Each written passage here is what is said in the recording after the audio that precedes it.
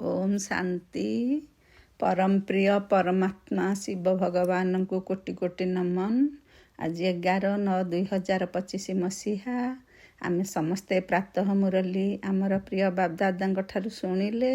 से आज आमको कहले तुमे सारा दुनियार मित्र, कहा सहित आमे शत्रुता करिबा नाही। आमे हेले आत्मिक सेना।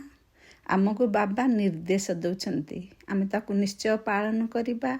किंतु से कौन निर्देश देउछंदी प्रथमे आमे जानिबा। से कहउछंदी सर्वदा ब्याज लगेइबा। कारण आमे जदि ब्याज लगेइथिबा ताहले आमु किए देखिले पचारिबे यहा कौन, तुमे किए, ई कथा पचारिबे, जहा फଳରେ आमको उत्तर देबाकू सुविधा हेबो। आमे कहिबा आमे होचु सारा दुनियार काम अग्नि को लिभाउथिबा अग्निशम बाहिनी। एबे तो सारा दुनिया रे कामर अग्नि लागी रही। तेणु आमे समस्तंकु यही संदेश देबा जे पवित्र हुआ, दैवी गुण धारण कर, ताहा हेले तुमर जीवन रूपी नौका पारी होई जीव। बाबा कहउछंती हठ जोगरे जेमती कष्टरे सीधा होई बसी ध्यान करंती बा जोग करंती, एठी से सबु कथा नाही। सहज भावरे बसी बाबांगु स्मृति रे रखिबा। जेमती बापा पाखरे पुआ खुशी आनंद रे बसी थाए, तांको सहित तार मन केवल से पिता माता पाखरे थाए। सेही भली आमे आराम रे बसिबा, बाबांकु एवं 84 जन्मर चक्र को मने पकेबा। उठिबा बसिबा समय रे मध्य आम बुद्धि रे से बाबांक कथा ही रहिबो। आमे बाबांकर संतान, बाबांक ठारू ही संपत्ति नेबा। शरीर निर्वाह अर्थ अवश्य आमे काम करिबा, गृहस्थ व्यवहार रे रहिबा, किंतु अन्य मानकर स्मृति बुद्धि रो बाहर कर देबा। जेमती किए हनुमान को डाकुची, किए गणेश को डाकुची, किए साधु संत पाखक जाउची, आमर एसबू करिबार आवश्यकता नाही। आमे जानिगले जे शिव बाबा को मने पकेइले आमर सबु पाप कटिबो। आमे भगवानकर ज्ञान शुणी श्रीमतरे चली सत्य जुग को जाई परिबा। से तो होछंती निराकार। से वर्तमान ब्रह्मा बाबांक शरीर रे प्रवेश करी आमको सबु ज्ञान देउछंती। से स्वयं परमपिता परमात्मा शिव भगवान कहउछंती जे से होछंती पतित पावन, तांकु याद कले आमे पतितरु पावन हेबा।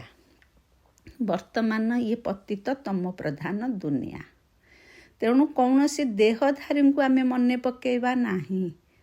एपरिकी ब्रह्मा विष्णु महेश्वर एक कथा काहारी को आमे भगवान बोली कहिबा नाही। गीतार भगवान स्वयं निराकार परमपिता परमात्मा शिव भगवान कृष्ण नुहंती। आमे एक कथा भल भाबरे जानिले, केवल गोटिए कथा भगवान को मने पकेइले पवित्र होई गले आमे उच्च पद पाइबा।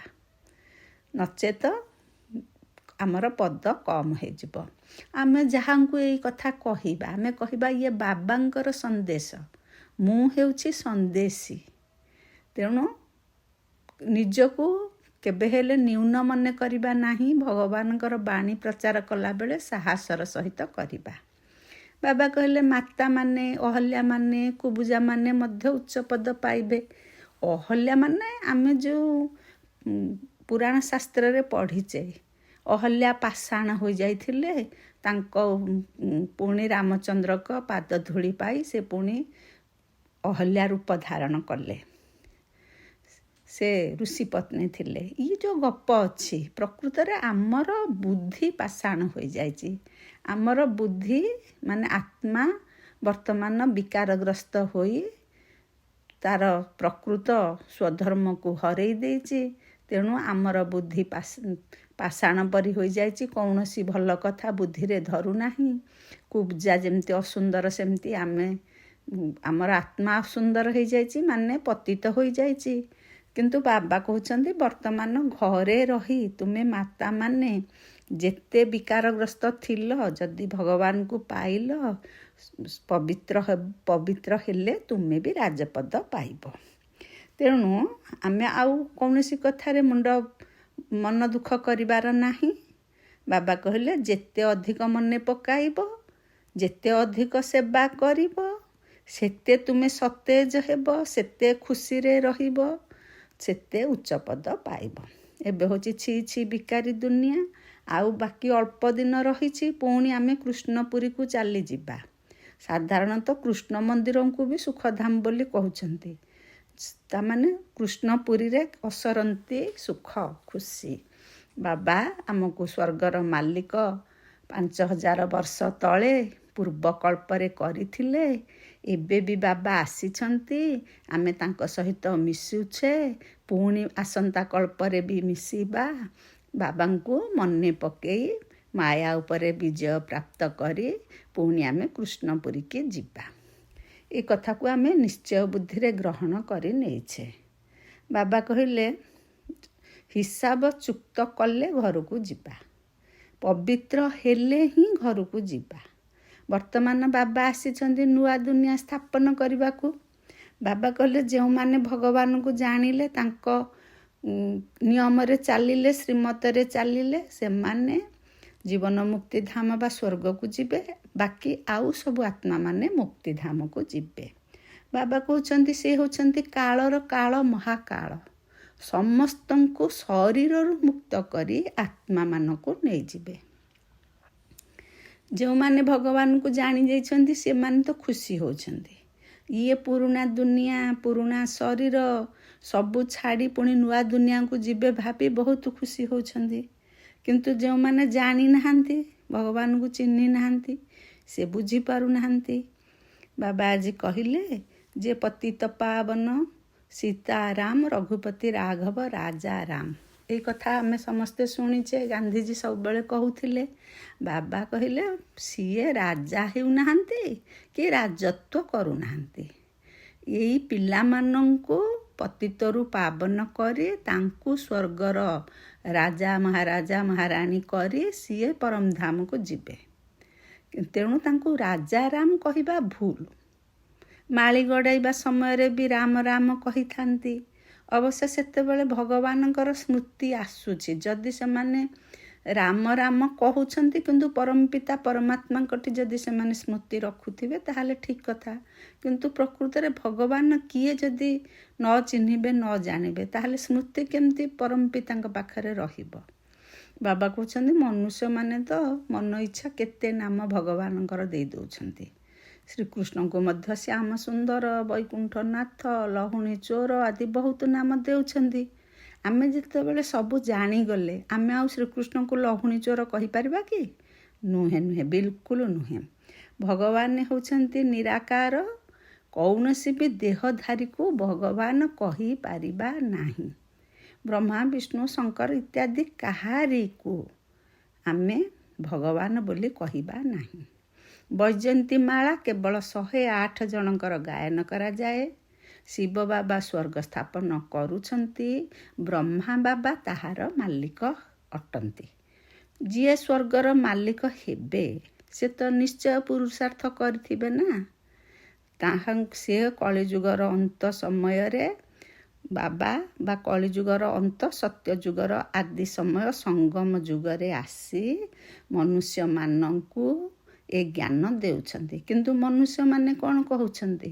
ଯେ ଯୁଗେ ଯୁଗେ ସେ ଆସୁଛନ୍ତି, ଅବତାର ନେଉଛନ୍ତି ବା ଏମିତି କହୁଛନ୍ତି। କିନ୍ତୁ ଅବତାରର ପ୍ରକୃତ ଅର୍ଥ ସେ ବୁଝି ନ ବୁଝିକି ତାଙ୍କୁ ମାଟି, ଗୋଡ଼ି, ପାଣି, ପବନ କୋଣରେ କୋଣରେ ରଖିଦେଇଛନ୍ତି। ବାବା କହିଲେ ଇଏ ଅବଶ୍ୟ ଜ୍ଞାନୀ କରୁଛନ୍ତି, କିନ୍ତୁ ଇଏ ବି ଡ୍ରାମା। ଯେଉଁ କଥା ଅତୀତ ହୋଇଯାଏ ତାହାକୁ ଡ୍ରାମା କୁହାଯାଏ। ତେଣୁ ଯାହା ହେଇଗଲାଣି ତା ବିଷୟରେ ଆମେ ଚିନ୍ତା କରିବାନି। ସବୁବେଳେ ଅତୀତକୁ ଡ୍ରାମା ଭାବି ଭୁଲିଯିବା। ଏ ପୂର୍ବକଳ୍ପରେ ମଧ୍ୟ ଏମିତି କହିଥିଲେ, ଏବେ ବି ଏମିତି କହୁଛନ୍ତି। ଏମିତି କହିବା ଫଳରେ ଆତ୍ମାର ଅଧୋପତନ ହେଉଛି, କିନ୍ତୁ ସେମାନେ ଜାଣିପାରୁନାହାନ୍ତି।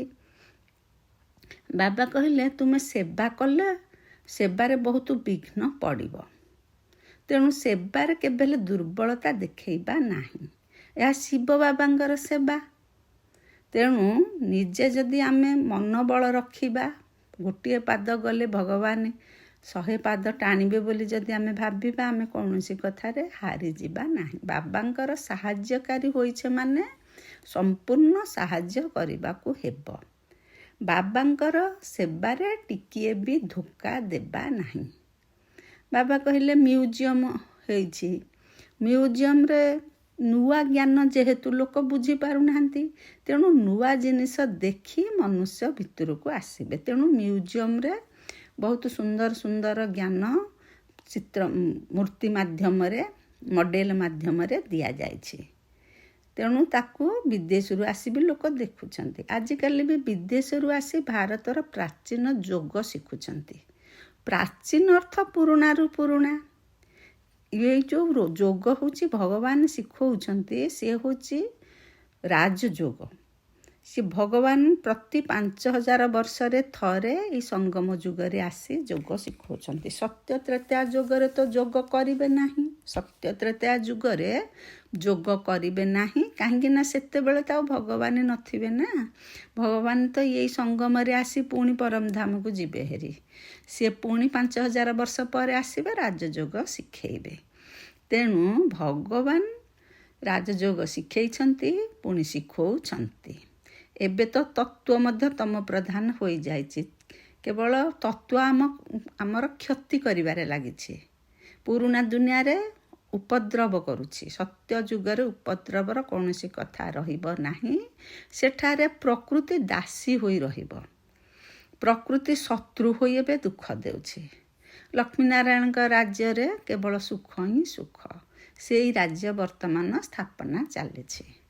ବାବା କହିଲେ ଯେ ବ୍ରହ୍ମାଙ୍କ ଶରୀରରେ ପ୍ରବେଶ କରି ସ୍ଥାପନା କରି ପୁଣି ସେ ପରମଧାମକୁ ଚାଲିଯିବେ। ହାହାକାର ପରେ ପୁଣି ଜୟ ଜୟକାର ହେବ। ତା ଅର୍ଥ ବର୍ତ୍ତମାନ ଏଇ କଳି ଦୁନିଆରେ, ତମ ପ୍ରଧାନ ଦୁନିଆରେ ସମସ୍ତେ ଦୁଃଖ ଅଶାନ୍ତିରେ ରହି ହାହାକାର ହେଉଛନ୍ତି। ପୁଣି ଯେତେବେଳେ ବିନାଶ ହେବ, ଜୟ ଜୟକାର ହେବ, ସତ୍ୟ ଯୁଗ ଆସିବ। ମାନେ ସବୁ ଆତ୍ମା ଯେଉଁମାନେ ଭଗବାନଙ୍କର ସନ୍ତାନ, ଯେ ଭଗବାନଙ୍କୁ ଚିହ୍ନିଛନ୍ତି, ସେ ଜୟ ଜୟକାର କରିକି ଯିବେ। କାହିଁକି ନା ପୁରୁଣା ଦୁନିଆ ଦୁଃଖ ଦୁନିଆରୁ ସୁଖ ଦୁନିଆକୁ ସେମାନେ ଯିବେ।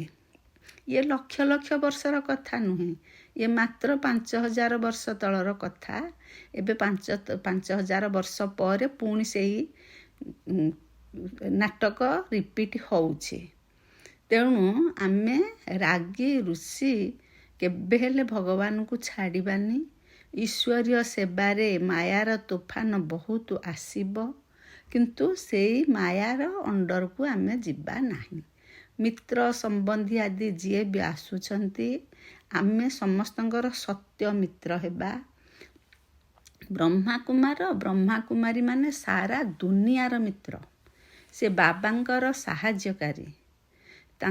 ସେ କାହାରି ହେଲେ ଶତ୍ରୁ ହୋଇବେ ନାହିଁ। ଯଦି ଶତ୍ରୁ ହେଲେ ତାହେଲେ ନିଜର ହିଁ କ୍ଷତି କଲେ। ଟ୍ରେନରେ ଯେତେବେଳେ ଆମେ ଯାଉଛେ କୁଆଡ଼େ, ସେତିକି ବେଳେ ସେବା କରିବାର ଭଲ ସୁଯୋଗ ମିଳେ, କାହିଁକିନା ସେଠି କିଛି କାମ ନଥାଏ। ବ୍ୟାଜ୍ ପିନ୍ଧିବା ନିହାତି ଦରକାର। ଯଦି ବ୍ୟାଜ୍ ପିନ୍ଧିବା, ପରସ୍ପର ମଧ୍ୟରେ ଭଗବାନଙ୍କ ବିଷୟରେ ଟିକେ କଥାବାର୍ତ୍ତା ହେଉଥିବା, ତାହେଲେ ଅନ୍ୟମାନେ ପଚାରିବେ ତୁମେ କିଏ? ଆମେ ସେଠି ଉତ୍ତର ଦେବା, ଆମେ ହେଲେ ଅଗ୍ନିଶମ ଦଳ। ଯେମିତି ନିଆଁ ଲିଭାଇବା ପାଇଁ ଅଗ୍ନିଶମ ଦଳ ରହିଛନ୍ତି, ବର୍ତ୍ତମାନ ସାରା ସୃଷ୍ଟିରେ କାମ ବିକାରର ଅଗ୍ନିରେ ସମସ୍ତେ ଜଳୁଛନ୍ତି। ଏବେ ବାବା କହୁଛନ୍ତି କାମ ମହାଶତ୍ରୁ ଉପରେ ବିଜୟ ପ୍ରାପ୍ତ କଲେ, ଆମେ ପବିତ୍ର ହେଲେ, ଦୈବୀ ଗୁଣ ଧାରଣ କଲେ, ଏ ବିଷୟ ସାଗରରୁ ଆମର ଭେଳା ପାର ହୋଇଯିବ। ଏଇ ବ୍ୟାଜ ଦ୍ୱାରା ହିଁ ଆମେ ଶ୍ରୀମତ ଦେଇପାରିବା। ବ୍ୟାଜକୁ ନେଇ ବହୁତ କମ୍ ସନ୍ତାନମାନେ ସେବା କରୁଛନ୍ତି। ବାବା କହୁଛନ୍ତି କ୍ଲାସ୍କୁ ଗଲାବେଳେ ବି ବ୍ୟାଜ୍ ପିନ୍ଧୁନାହାନ୍ତି, କିନ୍ତୁ ଆମେ ସବୁବେଳେ ବ୍ୟାଜ୍ ପିନ୍ଧେଇଲେ ଆମର ବାବା ମନେ ରହିବେ। ବାବାଙ୍କର ସେ ହେଉଛନ୍ତି ସଦ୍ଗତି ଦାତା। ସେ ଯୋଗ ବଳ ଦ୍ୱାରା ହିଁ ଆମର ପାପ କଟିବ ବୋଲି କହୁଛନ୍ତି। ପୁଣି ଅନ୍ତ ସମୟର ମତି ଅନୁଯାୟୀ ଗତି ହେବ। ଦୁଃଖଧାମରୁ ମୁକ୍ତ ହେବା ପାଇଁ ସବୁବେଳେ ଭଗବାନଙ୍କ ସହିତ ଆମେ ବୁଦ୍ଧିରେ ଯୋଡ଼ି ହୋଇ ରହିବା। ଈଶ୍ୱରୀୟ ସାହିତ୍ୟ ମଧ୍ୟ ଆମେ ଅନ୍ୟମାନଙ୍କୁ ଦେବା। ଯଦି କିଏ ଗରିବ ଅଛନ୍ତି ତାଙ୍କୁ ମାଗଣାରେ ଦେବା, କିନ୍ତୁ ସାହୁକାରମାନଙ୍କଠୁ ପଇସା ନେବା, କାହିଁକିନା ଛପେଇବାକୁ ତ ପଇସା ପଡ଼ୁଛି ନା। ବାବା କହୁଛନ୍ତି ତୁମେ ଫକୀରରୁ ବିଶ୍ୱ ମାଲିକ ହେଉଛ, ତାମାନେ କେତେ ବଡ଼ କଥା। ତେଣୁ ଆମେ ବହି ଛପେଇକି ବି ବାଣ୍ଟିବା। ବାବା କହିଲେ ଯେ ଧର୍ମାବଲମ୍ବୀମାନଙ୍କୁ, ଅନ୍ୟ ଧର୍ମର ଯେଉଁମାନେ ଅଛନ୍ତି ତାଙ୍କମାନଙ୍କୁ ଆମେ ବି କହିବା ତୁମେ ଆତ୍ମା ଅଟ, ନିଜକୁ ଆତ୍ମା ଭାବି ବାବାଙ୍କୁ ମନେ ପକାଅ। ଏବେ ବିନାଶ ସମ୍ମୁଖରେ ରହିଛି, ଦୁନିଆ ବଦଳିବାକୁ ଯାଉଛି। ଶିବ ବାବାଙ୍କୁ ମନେ ପକାଇଲେ ତୁମେ ବିଷ୍ଣୁପୁରୀକି ଯିବ, ଯେଉଁଠି ଏ କଥାର ମୂଲ୍ୟ କୋଟି କୋଟି ପଦ୍ମ ପଦ୍ମ ମୂଲ୍ୟର କଥା ଅଟେ। ଏ କଥା ଆମେ ସମସ୍ତଙ୍କୁ କହିବା। ବାବା କହିଲେ ବ୍ୟାଜ ମାଧ୍ୟମରେ ସେବା କରିବାକୁ ଅନେକଙ୍କୁ ଲଜ୍ଜା ଲାଗୁଛି, କିନ୍ତୁ ଆମେ ଜାଣିଛେ ଯେ ଭଗବାନଙ୍କର ବ୍ୟାଜ ଲଗେଇଲେ ହିଁ ଆମର ସମ୍ମାନ ବଢ଼ିବ। ସମସ୍ତଙ୍କୁ ପତିତ ଆତ୍ମା ତ ବାବା କହିଲେ ପତିତ ଆତ୍ମା ଘରକୁ ଯାଇପାରିବେ ନାହିଁ, ତେଣୁ ସମସ୍ତଙ୍କୁ ପବିତ୍ର ହେବାକୁ ହିଁ ପଡ଼ିବ। ଏବେ ପୁରୁଣା ଦୁନିଆ ବଦଳୁଛି, ତେଣୁ ନିଜକୁ ସବୁବେଳେ ନୂଆ ଦୁନିଆକୁ ଯିବା ପାଇଁ ଚେଷ୍ଟା କରିବା। ବାବା କହିଲେ ବ୍ୟାଜ ଲଗେଇବା, ସିଡ଼ି, ତ୍ରିମୂର୍ତ୍ତି ଚିତ୍ର, ଗୋଲା ଚିତ୍ର ବା ସୃଷ୍ଟିଚକ୍ର ଚିତ୍ର, ବୃକ୍ଷର ଚିତ୍ର ସବୁବେଳେ ପାଖରେ ରଖିବା। ପାଖରେ ରଖି ପରସ୍ପର ମଧ୍ୟରେ ଜଣେ ଅନ୍ୟ ଜଣଙ୍କୁ ବୁଝେଇଲେ ଅନ୍ୟମାନେ ଦେଖିକି ସମସ୍ତେ ଏକାଠି ହେବେ, ପଚାରିବେ ଏହା କ'ଣ। ସେଇଠି ଆମେ କହିବା ଯେ ଶିବ ବାବା ବର୍ତ୍ତମାନ ନୂଆ ଦୁନିଆ ସ୍ଥାପନ କରୁଛନ୍ତି। ଏଇ କଥା ଗୁଡ଼ାକ ଶୁଣିଲା ପରେ ତାଙ୍କର ବାବାଙ୍କ କଥା ଶୁଣିବା ପାଇଁ ଇଚ୍ଛା ହେବ। ବାବା କହିଲେ ମିଲିଟାରୀ ଲୋକ ତ ବ୍ୟାଜ ଲଗାଉଛନ୍ତି, ତାଙ୍କୁ ତ ଲଜ୍ଜା ଲାଗୁନି, ତୁମେ ତ ରୁହାନି ମିଲିଟାରୀ। ତେଣୁ ଆଜି ବାବା ବ୍ୟାଜ ଲଗାଇବା ଉପରେ ବହୁତ ଗୁରୁତ୍ୱ ଦେଇଛନ୍ତି। ଆମେ ଶିବ ବାବାଙ୍କର ସନ୍ତାନ, ଦିନକୁ ଦିନ ସେବା କେନ୍ଦ୍ର ମଧ୍ୟ ଖୋଲିବା। ଯଦି କୌଣସି ଗାଁରେ କି କୌଣସି ଜାଗାରେ ସେବା କେନ୍ଦ୍ର ନାହିଁ, ସେଠାରେ ଯେଉଁ ଆତ୍ମା ଟିକେ ଜାଣିଲେ ତାଙ୍କୁ ଆମେ କହିବା ତୁମ ଗାଁରେ ଯଦି ଗୋଟିଏ ଘରର ବ୍ୟବସ୍ଥା କରିବ, ନିମନ୍ତ୍ରଣ ଦେଲେ ଆମେ ଯାଇ ସେଠାରେ ସେବା କରିବୁ, ଲୋକମାନଙ୍କୁ ବାବାଙ୍କର ଜ୍ଞାନ ବୁଝେଇବୁ। ଇଏ ହେଉଛି ଏ ଯେଉଁ ସେବା କେନ୍ଦ୍ର ହେଉଛି ଶିବ ବାବାଙ୍କର ଦୋକାନ, ମାନେ ତା ଦ୍ୱାରା ହିଁ ଅନେକ ଲୋକ ଉପକୃତ ହେବେ, ବାବାଙ୍କର ସନ୍ତାନ ହେବେ। ବାବା ତ ସବୁ କଥା ପ୍ରତିଦିନ ବୁଝାଉଛନ୍ତି। ଧାରଣା ଏଇଥିରୁ ଆମେ ଆଜି କ'ଣ କରିବା ଯେ ପରସ୍ପର ମଧ୍ୟରେ ରୁଷି, ନିଜ ନିଜ ଭିତରେ ରାଗି ରୁଷି କେବେ ହେଲେ ସେବାରେ ଧୋକା ଦେବାନି। ବିଘ୍ନ ରୂପ ହେବାର ନାହିଁ, ନିଜର ଦୁର୍ବଳତା କାହାକୁ ଦେଖେଇବା ନାହିଁ, ବାବାଙ୍କର ସମ୍ପୂର୍ଣ୍ଣ ସହଯୋଗୀ ହେବା। ଯଦି କେବେ କାହା ସହିତ ଝଗଡ଼ା ହୋଇଗଲା, ସେହି ସମୟ ବିତିଗଲା, ପୁନର୍ବାର ତାର ଚିନ୍ତନ କରିବା ନାହିଁ। କେହି ଯଦି କମ୍ ବେଶୀ କହିଲା ଆମେ ତାକୁ ଭୁଲିଯିବା। କଳ୍ପ ପୂର୍ବରୁ ମଧ୍ୟ ଏହିପରି ନିଶ୍ଚିତ ଭାବରେ କହିଥିଲେ, ଏବେ ସେଇ କଥାର ପୁଣି ପୁନରାବୃତ୍ତି ହେଉଛି। ତେଣୁ ଆମେ ସେ କଥାକୁ ପୁଣି ରିପିଟେଡ଼ଲି ଭାବିବା ନାହିଁ। ବାବା ଆଜି ବରଦାନରେ କହିଲେ ଶାନ୍ତିର ଦୂତ ହୋଇ ସମସ୍ତଙ୍କୁ ଶାନ୍ତିର ସନ୍ଦେଶ ଦେଉଥିବା ମାଷ୍ଟର ଶାନ୍ତି ଶକ୍ତିଦାତା ହୁଅ। ସେ ଆମକୁ କେତେ ବଡ଼ ବଡ଼ ଟାଇଟଲ୍ ଦେଉଛନ୍ତି। କହିଲେ ମାଷ୍ଟର ଶାନ୍ତି ଶକ୍ତିଦାତା। ଯଦି ଆମେ ଘରେ ବସି ରହିବା, ଶାନ୍ତି ଶକ୍ତିଦାତା କେମିତି ହେବା? ତେଣୁ ବାବା କହିଲେ ଯେଉଁଠାରେ ବି ରହୁଥାଉ ନା କାହିଁକି, ସର୍ବଦା ନିଜକୁ ଶାନ୍ତିର ଦୂତ ବୋଲି ଭାବିବା। ମୁଁ ଶାନ୍ତି ଦୂତ ଅଟେ, ମୁଁ ଶାନ୍ତିର ସନ୍ଦେଶ ବାହକ ଅଟେ। ଏଇ ସ୍ମୃତିରେ ରହିଲେ ନିଜେ ମଧ୍ୟ ଶାନ୍ତ ସ୍ୱରୂପ ଶକ୍ତିଶାଳୀ ସ୍ଥିତିରେ ରହିପାରିବା, ଅନ୍ୟମାନଙ୍କୁ ମଧ୍ୟ ଶାନ୍ତି ଦେଇପାରିବା। ଯିଏ ଆମକୁ ଅଶାନ୍ତି କରାନ୍ତୁ, ଅଶାନ୍ତି ଦିଅନ୍ତୁ, କିନ୍ତୁ ଆମେ ଶାନ୍ତି ଦେବା। ସେମାନେ ନିଆଁ ଲଗାନ୍ତୁ, କିନ୍ତୁ ଆମେ ସେଥିରେ ପାଣି ଢାଳିବା। ଏହା ହେଉଛି ଆମର ଶାନ୍ତି ଦୂତ ମାଷ୍ଟର ଶାନ୍ତି ଶକ୍ତିଦାତା ପିଲାମାନଙ୍କର କର୍ତ୍ତବ୍ୟ। ବାବା ଆଜି କହିଲେ ଯେପରି ବାଣୀରେ ଆସିବା ପାଇଁ ସହଜ ଲାଗୁଛି, ବେଶୀ କଥା କହିବାକୁ ଯେମିତି ସହଜ ଲାଗୁଛି, ସେହିପରି ବାଣୀଠାରୁ ଉର୍ଦ୍ଧ୍ୱରେ ରହିବା, ମାନେ କମ୍ କଥା କହିବା। ନିର୍ବାଣ ଧାମକୁ ଯିବା ନା, ତେଣୁ ନିଜକୁ ପ୍ରିପେୟାର କରିବା। ବାଣୀଠାରୁ ଉର୍ଦ୍ଧ୍ୱରେ ରହିବା ମଧ୍ୟ ସେମିତି ଆମକୁ ସହଜ ଲାଗିବ। ଲାଗିବା ପାଇଁ ଆମେ ଅଭ୍ୟାସ କରିବା। ଓମ୍ ଶାନ୍ତି, ଓମ୍ ଶାନ୍ତି, ଓମ୍ ଶାନ୍ତି।